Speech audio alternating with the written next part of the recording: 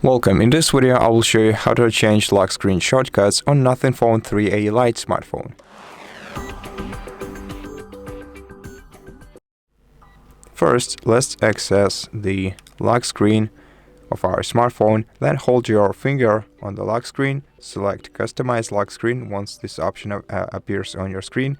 And here you'll find two shortcuts which you can change. If you tap on one of them, you can change its purpose. For example, let this shortcut lead us to camera, and this one will enable the torch on the smartphone. And just lock your screen once again.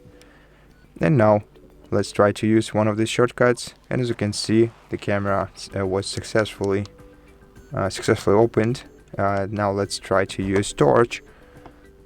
So let me hold my finger on the torch icon, and as you can see, this shortcut works too. And so that's it. Thank you for watching this video. If you liked it, please consider subscribing to our channel, leave us a like in the comment below, and I'll see you in the next one.